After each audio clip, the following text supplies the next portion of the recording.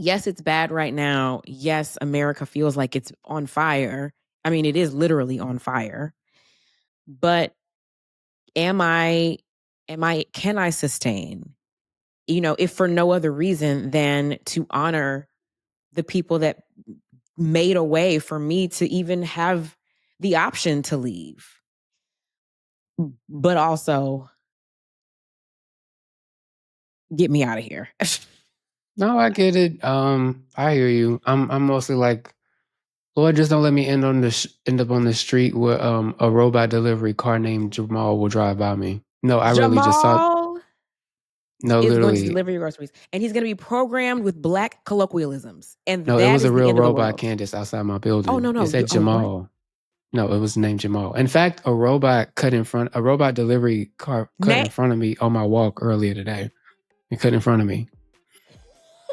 So I think about leaving America. I'm like, I need to just make sure I can survive this street. No. So a robot cut in front of me, and last week it was Jamal was just parked out in front of the thing. Like, why is this robot named Jamal? Why is his name Jamal? The one that cut me up early was Ava.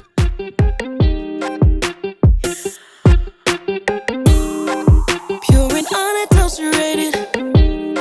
Every week we got you waiting. Candiace and Michael,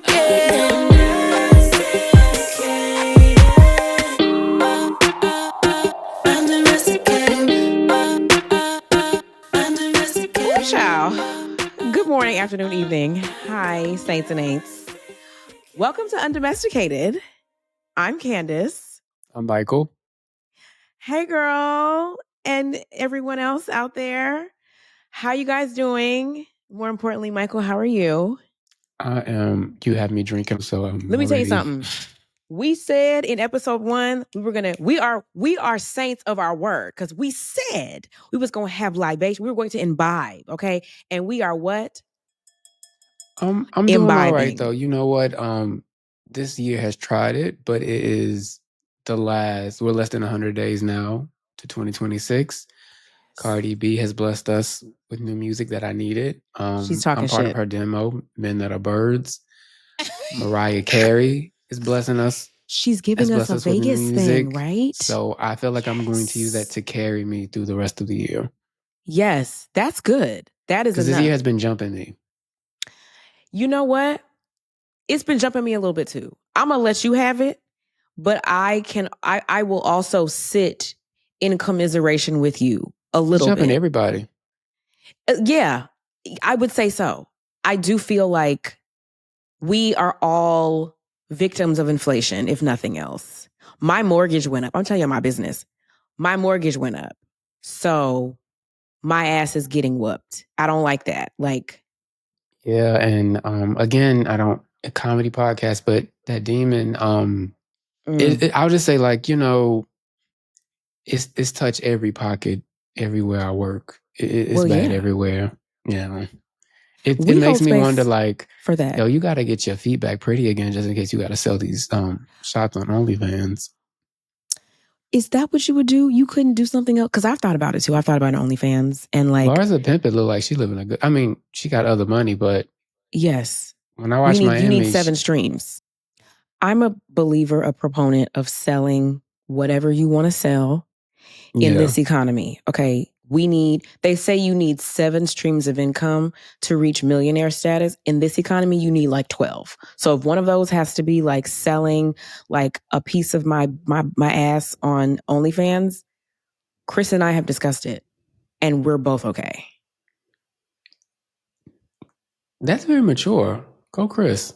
Listen, and I mean, same for him. Like, I mean, Chris could sell his feet. Chris has really because I watched feet. the show, I'm like a piece of ass and brown penis. It's never gonna die. I'm sorry, babe. We're gonna be talking about your brown penis until Jesus returns, which could be very soon. So maybe you'll get a reprieve. But you know what? We survived the rapture. If this episode we survived. That's true. But how many raptures have there been? I feel like I've served. This is like my 3rd one. Okay, I have a question to you about the rapture. So Catholics didn't really grow up a lot with that, but my mom was all about the rapture. So I knew a lot about the end of the world from jump. So it's been a lot, like at least almost 10 times since I've been an adult. The rapture was supposed to happen, but we're still here. I mean, it felt like the end. Well, you know, the only thing that gives me peace is knowing that if you read your word, the word tells you that when the rapture does come, man will not know the day nor the hour. So, like, I ain't heard no trumpets. I ain't seen no white horse. I was going to say we have not had an antichrist, but we kind of have. So that part is in place. But I haven't heard a trumpet. And I have not seen any white horses running about the country. So I don't know who's starting these rumors, but do something else. I think we on our own for a while. It is the end of America, though. America is in its flop era. We've been talking about that. You were telling me how just in case things get too hot, you have plans to potentially go to another country. I do. And I'm already trying to book you on a Hey You spinoff of your franchise. The Real Housewives of Anywhere But Here. Can we, and Andrew Jerome Cohen, can we start that franchise? The Housewives of Anywhere But Here. Yes. Oh, before we go there, we've talked about America in its flop era, but I do first want to start on a lighter note, on a note of positivity. And, you know, on Undomesticated, we are all about boundaries and setting them and sticking to them. Okay. And I say this because I, in my life, have a lot of issues with this. I'm actively in therapy. And one of the things we work on and talk about is boundaries. I think for me, it's hardest to stick to them with my family. But I want us to celebrate sticking to our boundaries. So in the comments, if you were able to hold a boundary this week, I want you to tell me what that boundary was and how you were able to hold it. And so we're also going to follow suit and tell you guys what our boundaries were this week. So for me, there were a couple that I was like struggling with. I'm kind of like doing okay as a first-time mom. My husband, as you know, has children. So he's like in the practice of dadding. It's of course new because this is a new child, but he's in practice of something that I like, it was foreign to me. So for me, I'm really like holding space for myself and saying, self, you mommed your ass off this year. So high five to you, girl. So in that vein, my parents are divorced and they're both remarried, and they don't really like come together ever because they're divorced. But having Jet has created scenarios where everybody has to be together because everybody wants to see the baby. So like it'll be whatever holiday or whatever, a weekend, and my mom will be up because my mom is visiting me all the time now.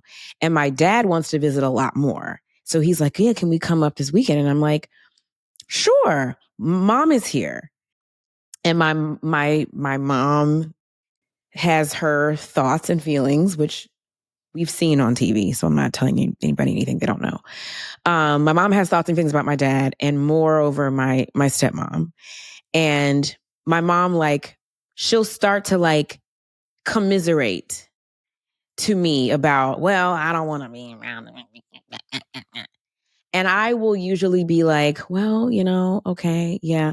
And this time I was like, you know what? Y'all's drama, y'all's beef is literally, Kim, 40 years old, because my parents have been divorced since I was like 3 and I'm almost 40.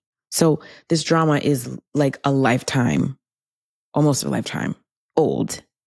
And whatever happened, and it's a crazy story for somebody else to tell, is almost 40 years old. So like, I cannot also carry the drama of yo baby daddy, your ex-husband, and what's going on over there.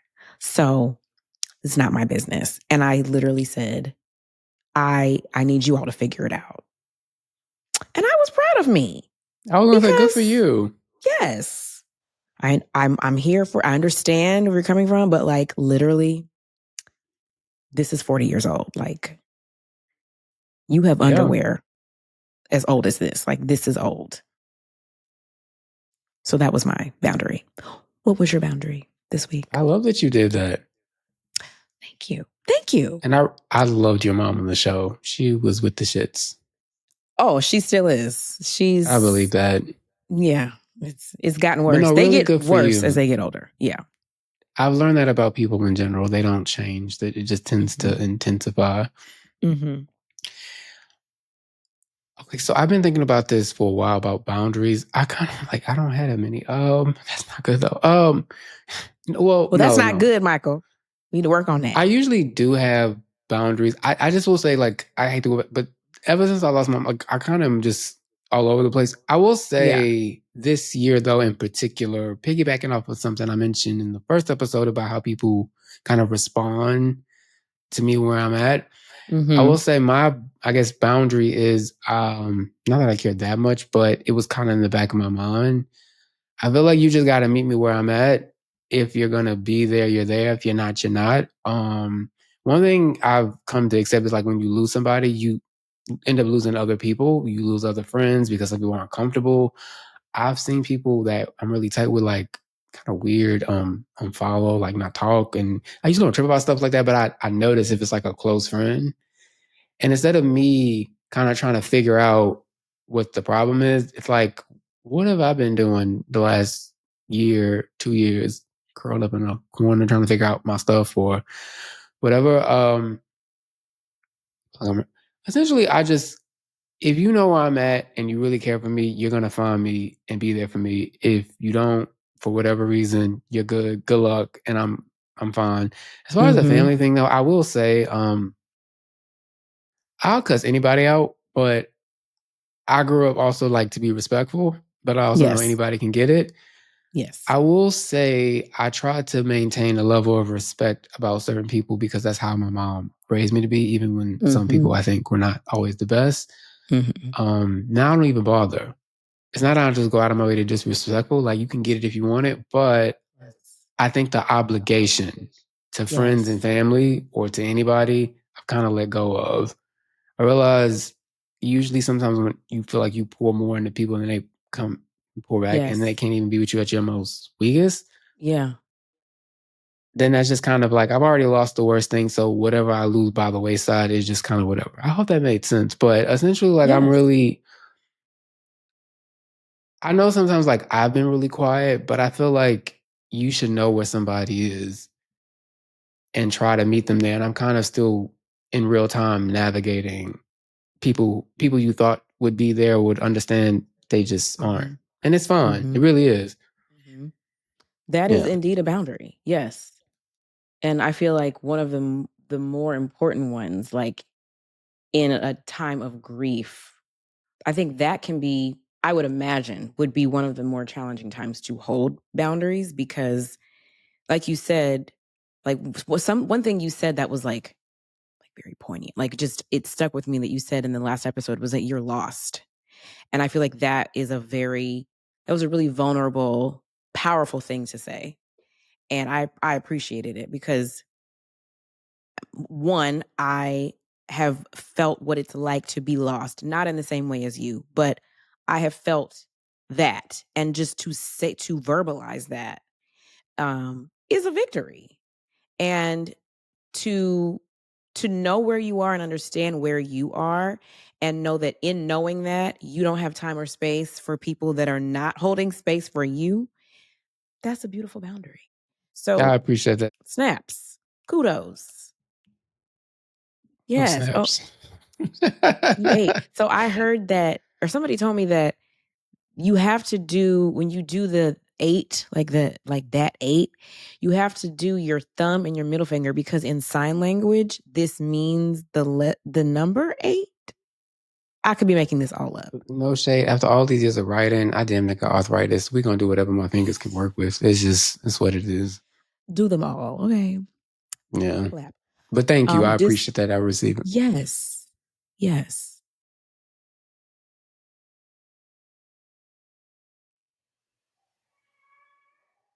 Do you hear this child? Do you hear him? Okay, I need to give a disclaimer because, again, well, I haven't said this yet, but postpartum is a little bit ghetto, and motherhood is just interesting.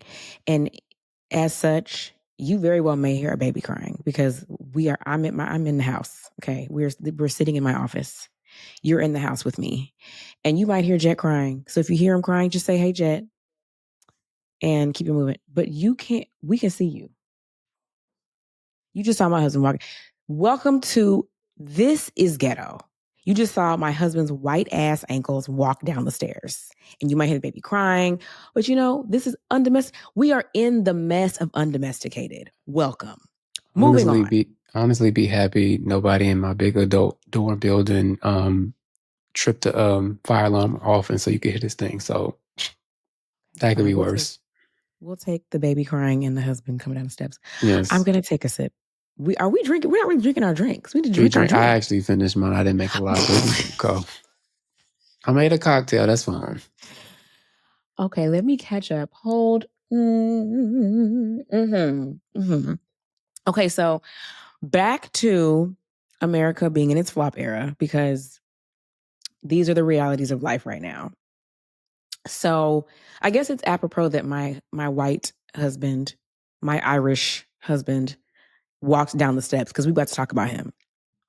So among other things, I am, like many people, I think, stressed about the state of the country. And we've been through, a few crises. Michael aptly refers to COVID as the plague. We went through a plague, okay? We lived through one Trump term. We are, I think, I think I'm alive, living through a second Trump term. Not gonna live, and may we all survive. In Jesus' name. Okay. And so I don't know. For me, for the first time, I am seriously considering, and this is like in all seriousness, like not in jest whatsoever, I'm really considering getting the fuck out of here. Like I for the first time in my life, I'm really entertaining what would it look like if my whole family just picked up and we moved out of these ununited states of America with 3 Ks. And where would you go? So, you know how the algorithm works on Instagram? When you look up one thing, that becomes your whole algorithm, because we're all being monitored. Big Brother's watching. So I think I follow this girl. Oh my God, I have to remember her name. It's like the Lux Traveler or something. It's this Black girl who lives in Europe, abroad somewhere in Europe. And she has a company that helps people relocate. And since I started following her, I've been getting all of these different accounts that are, suggesting the most Black friendly countries, suggesting countries where you can gain citizenship rather quickly, et cetera, et cetera. And one of the options that I have come across is the country of Ireland will actually offer citizenship to descendants of Irish citizens. So my husband's family tree is not a tree, but a bush. And it throws up gang signs. It's actually not, for him to be white, it's not a white family tree. It's it's giving other. It's a bush. There's no straight lines. Everybody is doing this. And so he's adopted, but his biological father, the grandmother, right? Yes. His biological father's grandmother is 100% Irish. Mm-hmm. And Ireland has this thing where if you have a descendant who is Irish, you can apply for citizenship. You just need to find your Irish relative's birth certificate, your parents' birth certificate, and your birth certificate, and a few other, there's other things you need. You have to look it up. And you apply, and you can be offered citizenship. Now, I'm not Irish, so, I'm African. Well, I don't know. I haven't done my ancestry, but I know that I'm like at least 20-something% Nigerian because my dad is like 40-something%. But if my husband has citizenship and we are married, I can get like a work visa or something. And also, any unborn children are automatically granted citizenship. Jet will have to be with me. We'll have to like apply because he's here. But any children that are not yet born will automatically be granted citizenship. So we might be moving to Ireland. Andrew Jerome Cohen, can we do a Real Housewives of Dublin? I will start the franchise. We can move there. I hear good things about Ireland. I hear that they are friendly to Black people. And yes, it also I hear gives that. you, okay, because I was on Reddit and I saw not that they weren't friendly to Black people, but that the Irish are very cliquey and they don't let you in very easily and that they weren't friendly.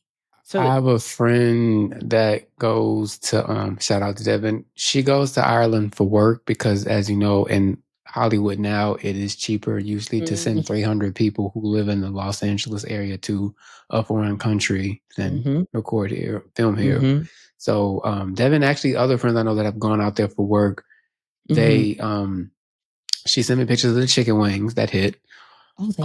She's been out at various bars where they seem to they like Black people. They're happy when they show up. I've been sent videos with a surprising playlist in the background of a bar that she's been at. Music. Okay. Yes. And Rosie O'Donnell has already fled, so you can figure out what she's doing and maybe y'all can Rosie, link. that's right. Rosie, girl, call me. I have questions. Yes. No, I mean, I have other friends that have actually left to go to Mexico, or they're actively trying to figure that out with the visa program. I have friends that have already left or going to Africa. I'm not going nowhere, to be honest. But I do get the instinct to leave. You don't feel like you need to leave. Like you don't have like an urge to like, oh, we need to get out of here. I think if maybe I had a family and particularly children, and depending how it gets in the next year or so, because honestly, it's already gotten so wild in 8 months. It's underappreciated. I get that, but I will say, for me, it's like, I have friends that have gone to Africa, and that's great. Or when I say it's a continent, don't be that American. Various countries in Africa, West Africa, East Africa. I hear that, and I'm like, those white evangelicals made the block hot over there, and it ain't legal to be gay in half them countries, so I ain't going. That's true. That is true. Europe is cute, but I mean, I guess with a coin is cute. We'll see how that goes. I can plan for that. But then I think, well, I don't know. Because to me, I'm dealing with homophobia and racism. And you're going to find both everywhere. It depends on what level I want to deal with. And because it's just me, for me personally, like when I left New York, I came here for professional reasons, but also it was like, what happens if that man wins again? This is like literally before the election, but I knew he was running because he's been running for like 3 years before the election. Right. I said, okay, if the Civil War pops off, how hot will it be in California? It's a lovely view of a burning world. That's usually how I describe it in my most recent book and how I think about it in general. But now I'm like, okay, I pick up and leave. If I went to some country in Africa, I basically can't have sex. Well, I can, but the block is hot. Yeah, right. I don't want to worry about that. If I go to Europe, I mean, yeah, it'll be better, I guess, politically. But I mean, you can't escape Trump, I also think. At this juncture. So depending unfortunately, on... Yeah. I guess, I don't know. I guess if I had a family, I'd think more seriously about it. But I guess it depends on how bad it gets that I would leave. I'd rather kind of, and I'm not saying there's a choice, but I think for me, I'd rather figure out how to stay here and fight for the people who can't go. But I don't know what that looks like. And because I don't think there's any one right answer. I think like I have like a really close relative who wanted to leave the country before this. And I think some people deserve peace beyond what the current political climate is. Like there's some people who have been having like a lifelong search for peace. So if you feel like you gotta leave America to go, I'll come see you. Mm-hmm. But for me, I think if I left, because I have two different minority statuses, how much easier would it actually get? So I kind of think about that. And I think more about how do I want to fight back? But honestly, I don't know what it looks like in a year, because it might be illegal for us to talk on a podcast mic in a year. I don't know. We have no idea. But that for me is what gives me enough pause to be like deep in my Google searches in a way that I've never been before. Like, and I'm a Sagittarius. Okay. We are eternal optimists. We always try to find the silver lining. We always want to believe that there is good in people and in society and in all the spaces and places. But for the first time, I just feel, and maybe it is because I'm a mother. I'm just having an aha, like as we're talking about this.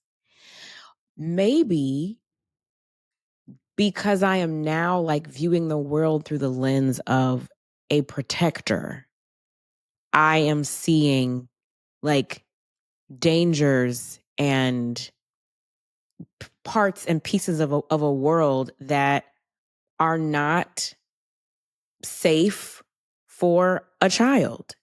And I think about, and this is a topic for another episode. My son, y'all haven't seen him. You've seen the back of his head and maybe the side of his face. My son looks black. He looks like a little black boy. Michael has seen him. He's like a caramelish color. Like he light skin. He's like the light cutest, caramel. but that's a black baby, yeah. He looks black. And the way that you show up in the world is the way you're going to be treated in the world. And so he will be raised that way. And we can talk about, that's a whole other episode, because people tried to cancel me for saying on Angela Yee. Shout out to Angela Yee. We love Angela Yee. We love Angela. Hey, girl. Hey, Angela. When am I getting an invite to your new house? Because like she sent me videos of the house when it was like almost done, but I want to like meander about through the home. She's got like all this just fabulous like stuff in her house. She's the best. She's the salt of the earth, like the sweetest, like one of the most genuine people I've ever met. Like I love Angela. So hey, girl. But when I was on her, I did like I co-hosted a week with her. And one of the things I said that went viral was I was afraid of what it would look like to have and raise a biracial child. And that's still true. But there's also the added on top of that, like, yeah, he's biracial, but he looks like a black boy. And when I think about the state of America as it sits now under the current administration, my son who looks black, who is biracial but looks black, is not safe. The world is not cut out for him to move freely. And that is frightening.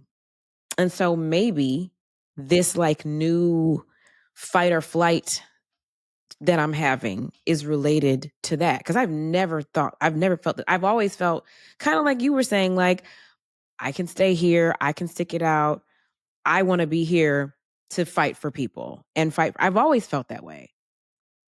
Now I'm like, nah, bro, like, let's get the F. Yeah, I think I have a writer friend who I realized just went to back to Nigeria, and she mentioned she'd be protecting her children, her young sons, but also getting to be in a place where race isn't the first thing that comes to mind. There's a particular freedom with that. So I do understand on that level. I guess for me, I've never had like not even as a writer, I've never been like, oh, I want to be like James Baldwin and go to Paris. Like, I would like to see Europe. It's fun, but I mean, they don't have AC. I'm not dealing with that. The world is getting hotter. I don't know. I know that sounds maybe small, but it's not that. It's hot. The world is burning. Literally, California caught on fire. I had to pick between, look, I think a lot about survival. Even when I was in New York, I remember telling my mom, it's not even a hurricane anymore that's going to take them out. They're like 1 or 2 bad storms away from that whole train not working. Yeah. I won't be there. Yeah. At least I can drive away from a fire here. America itself all on fire. I don't know where I'm going to go. Yeah. But I don't know. Leaving, I just feel like unless that's a really nice setup, I just don't see me in Europe or some part of Africa ducking and feeling like I'm better. I don't know. What about the West Indies? What about the Caribbean? Would you go to the Caribbean? Because that's another Bati boy. I'm kidding. Well, I mean, actually, not no. Depends. Yeah, depends on the island and what hurricane season look like. Well, that's true. Yes. So in my research, what I have found is that the going to the Caribbean is like the easiest path out of the U.S. Like that makes sense. They have the least amount of guardrails. You can like pay your way in. Like you could pay like some countries are like $200,000, which is a lot of money. Some are a little bit less, and you can like essentially buy citizenship. But even if you wanted to like earn it, like the protocols to do that are not as stringent as like Spain, for example. You have to live in Spain now. I think it's 5 years, and they're about to raise it to 10, or maybe it's already at 10. Don't quote me, but do your own research. I have literally been like I'll be asleep and I'll jump up and out of my sleep like, oh my God, we need to get out of here. And I'll like be on the Google at 4:00 in the morning, mainly because Jet is awake, or he woke up and I couldn't go back to sleep when he went to sleep. And so like that's what's happening in my brain. I'm thinking about this. And my mom is like, you need to relax. You need to talk to your therapist. You're too stressed. You don't need to be thinking about that. We're not there yet. And it made me mad. Like I got angry with her. Like, no, we need to save ourselves. We need to get out of here. Like it's stressing me out. I would say honestly though, if a Black elder is saying that, I don't know, I chill maybe a little bit. Not sucking up to see your mom, but usually, I mean, they've seen worse. Okay. Yes. I wanted to talk about this. Thank you. They have seen worse. And I've sat there in my mind and said to myself, am I being a spoiled child of my ancestors? Right? Because like when I think about the perils of life that my ancestors dealt with, that my distant ancestors, but even like my great-grandmother, my grandmother, my mom, who all grew up in the rural Jim Crow South. Like my mom remembers like marching the day that MLK was shot. My mom remembers that.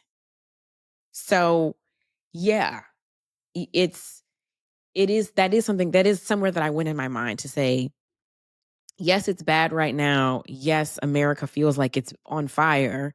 I mean, it is literally on fire. But can I sustain, if for no other reason than to honor the people that made a way for me to even have the option to leave.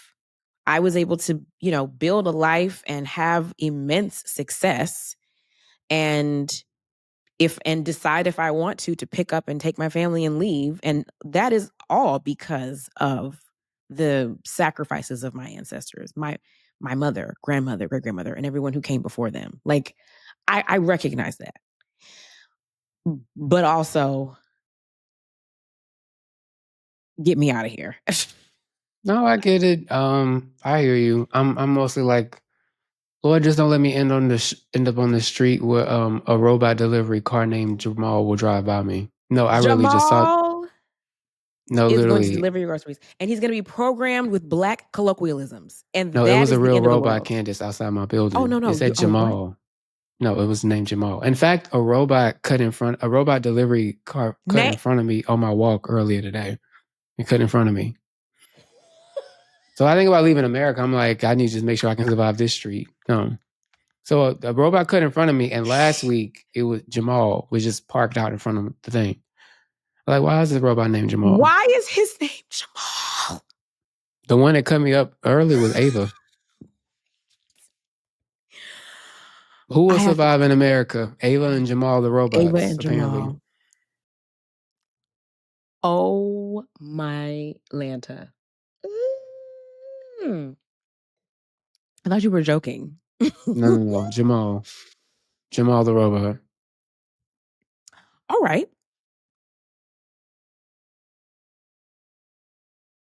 Okay, so we are moving into, I think this is my favorite segment, personally.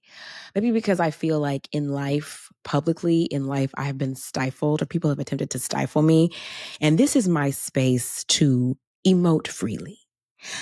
Nobody asked me but, okay? And I want everybody to sound off in the comments wherever you are. If you have a thought, a concern, an issue, a moment of opine, put it in the comments. What did nobody ask you, but you telling us anyway? That's what we're talking about. So, nobody asked me, but I reserve the right to unfollow whomever I choose, whenever I choose, for whatever reason I choose. And I feel like regular people have this liberty. Like, nobody's like up in arms and like losing their mind when other people are unfollowing people. But when I do it, the line is always moving. Get these shirts on CandiaceDillard.com. Go off. And other merch too. Check it out. It's cute. So, okay. You guys, there's been a lot of conversation around me unfollowing my sister in housewifery, Porsha Williams. And I'm going to address the issue right here, right now on Undomesticated. So people, after we came back from filming Traitors, I don't know who's like on the beat, on like the follow unfollow beat, but it's like people that like, it's their job to sit around and like monitor who is following whom. Like, how you're keeping all this straight is beyond me. You deserve a raise. But you relate, sis, or brother, whomever you are, you relate. After we came back from Traitors, everybody was like, gasp, something must have happened between Porsha and Candiace because Candiace is no longer following Porsha. And so then all of like the postulating and the hypothesizing started like, oh, well, it must mean that Porsha was a traitor and she murdered Candiace, or Candiace was yelling at Porsha, and all alleged. Like, we don't know what happened. Y'all don't know what happened at Traitors. I don't know what happened at Traitors because I'm recovering still. So y'all definitely don't know. So I was kind of letting sleeping dogs lie, like letting it be. But I just feel like, why? First of all, why is it your business if I unfollow? Like, it was quiet. I literally just hit unfollow very quietly and I left it alone. I didn't make an announcement. I didn't send a carrier pigeon. I did not write an op-ed. I did nothing. I hit unfollow and I kept moving. So here's the story. It's not really a story. Here's the thing. I unfollowed Porsha months before Traitors. The reason I unfollowed her is because like I said, I don't know if I said this, but in a previous episode, I may have said that I wasn't really keeping up with the Atlanta housewife of it all. But of course, I'm very active on socials. I see clips, I see the highlights. And I happen to see something about, and Michael helped me with this, something about Porsha sleeping with somebody's husband. It was you mean a comment made about Charles Oakley? Yes, the new woman. What's her name? The pretty Angela tall Oakley. one. Angela. Fantastic. I really like her. She made that yes. That joke about her husband. Yes. So I think they were on a trip. Right? They were on like a cast trip. Yeah, on a cast trip. Yes. So, and cast trips are otherworldly. They're not. It's cast trips are the upside down in general. So I was almost prepared to like not hold it against her, Porsha, because like we have all said stuff. I've said stuff that's hit the cutting room floor that they need to just air, that I've said on cast trips. It's like, bitch, what, are you okay? Go to therapy. Like, you say crazy things on cast trips, and crazy things happen on cast trips. But I saw the clip, right? I think, yes, I saw the clip of her, or maybe I saw like a Watch What Happens Live. I saw something where she was saying, she better be careful before I sleep with her husband. I said, what? Who on God's green, ghetto, racist, ugly earth would ever fix their mouth to use as a threat, as a woman, I'm going to sleep with your husband, as a form of retaliation? Whatever happened to like, I'm going to throw a drink at you, I'm going to cuss you into an oblivion. Even, if you're froggy and you don't know any better, I'm going to slap a hoe. Like, whatever happened to those things? We're using adultery as a form of punishment? And I just like it blew my mind, because I know, as we all do, the perils of Porsha's love life. We've seen her come up from, the bowels of, what's his name? Cordell. The Cordell of it all. We've seen her come from that. And we've seen the ups and downs, and Porsha has been a wife, and to know, and I think this is something that she once said, to know the conviction of a wife. This is, I'm showing my age. I'm watching old when Atlanta was still real good. She said something like this. Perfect by far. By far, yes, Porsha, love you, girl. Yes, to know the conviction of a wife. And, I'm 7 years in this thing. Okay. I'm still wearing my ring. I still love my husband. We might fuss and fight over who did the dishes and, who changed the sheets and why are your drawers in my floor. But I love my husband. And marriage is a lot of things. Marriage is the Wild West, among other things. And it's beautiful, and it is complicated, and it is colorful, and it's an adventure. And when it's done right, and when you have Jesus in your marriage, it can be the most fulfilling, beautiful, wonderful thing. But it takes work, and it takes two people that want to be in it. And it can be difficult without adding like exterior detracting factors. And so when I heard that she said that, I was like, I just couldn't believe that she would say something like that. So it wasn't Traitors. It was like, girl. Yes, it was like watching the clips.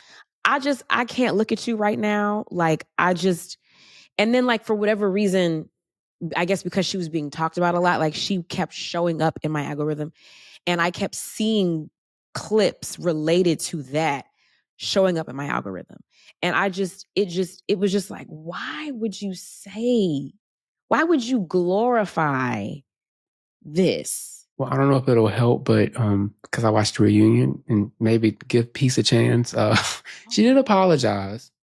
She did. She apologized. I believe she acknowledged. Yes, she acknowledged on the reunion that was not in good taste. So she owned that. Good, very good, Porsha.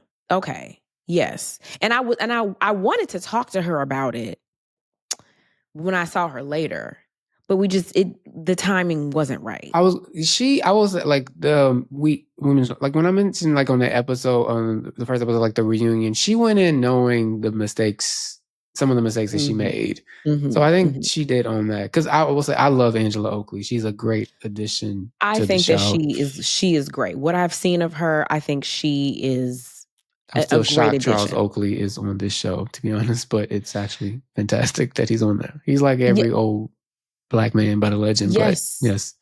But Porsha did, maybe you can follow back, but I think she apologize. No, I was gonna wait, and because I was kind of like enjoying people postulating about what the reason was. But I will also say this.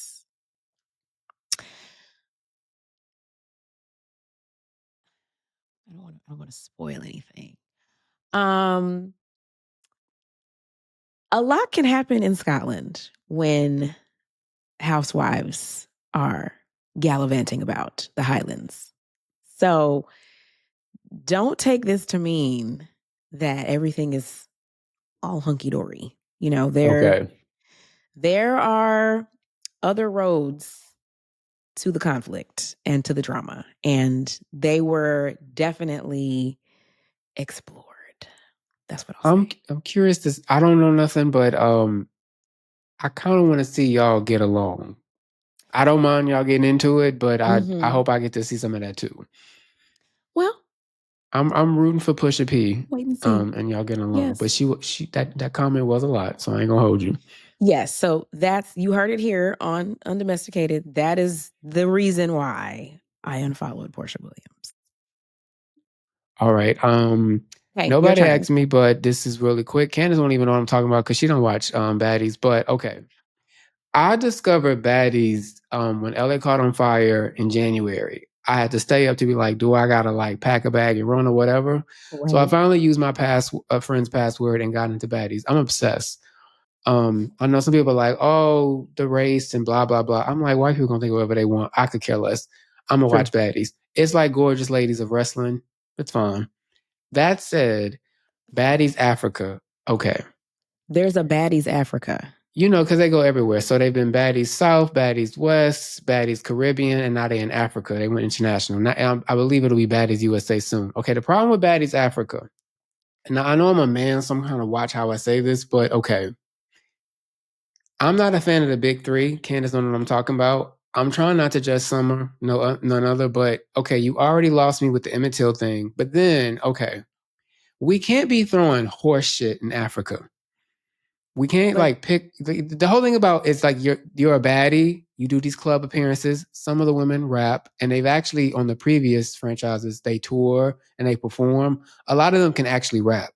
I do like watching them fight. Like shout out to Sasiki. I'm obsessed with watching her fight. It energizes me in a way I can't even explain because she like I love you, Tasiki. But okay, but on Africa there's Summer, and she been through a lot, whatever.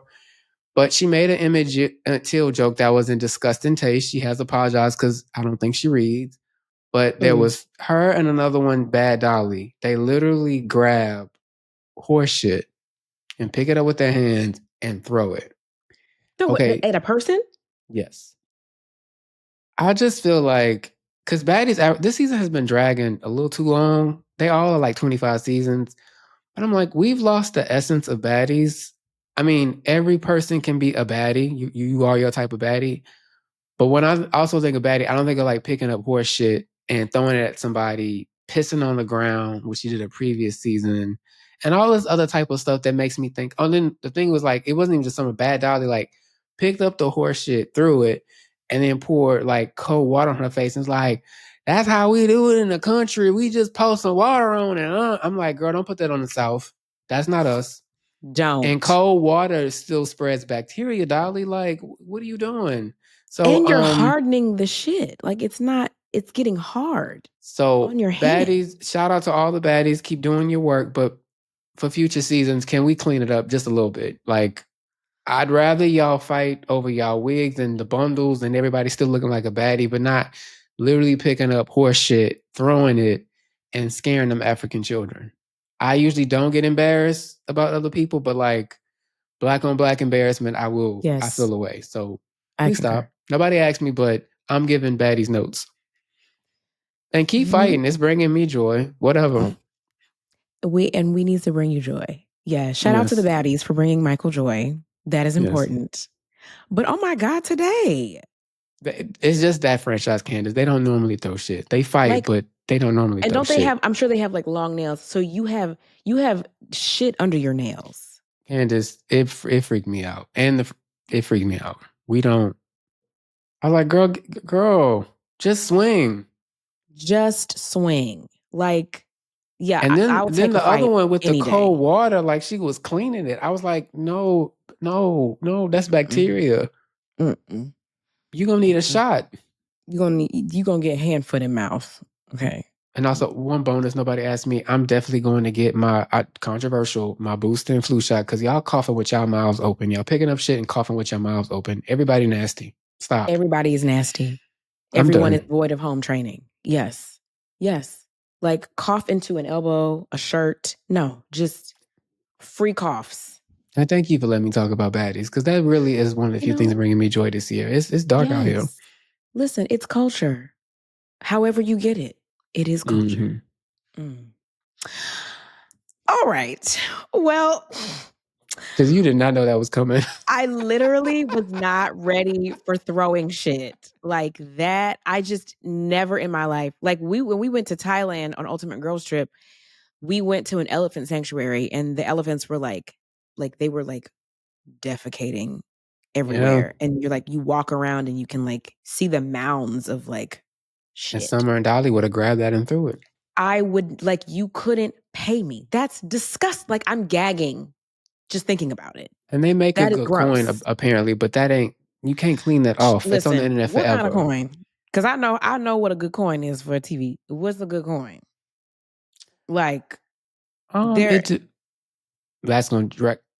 I'll tell you off. You'll be surprised. I was actually like, oh, do I need a fight? It's too late now. Don't they have a male Baddies, right? Don't they have one for men? Yeah, I'm good on that one. No, wasn't Kirk Franklin's son on that one? Yes. Right? Yeah, call him.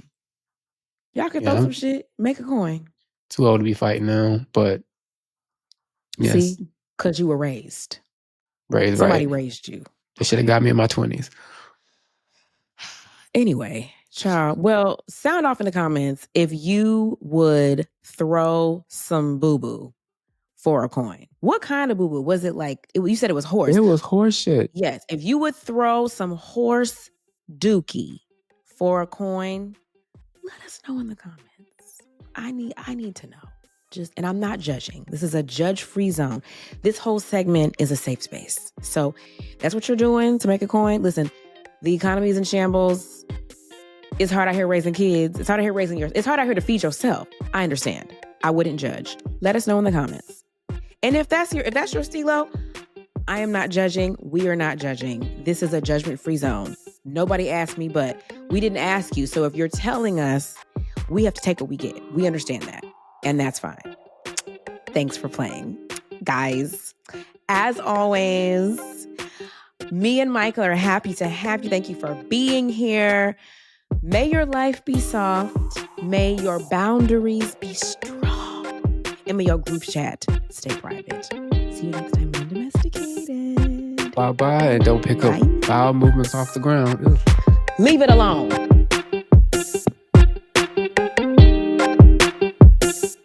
Undomesticated is presented by Odyssey and Agenda Management and Production. Our executive producers are Brandon Sharp and Corinne Gilliard. Our executive producer from Odyssey is Leah Rees-Dennis. Miguel Contreras is our senior producer. Michael Arceneaux and Candiace Dillard Bassett are our producers. Sound design, video production, and engineering by Miguel Contreras. Booking by Jillian McEwen.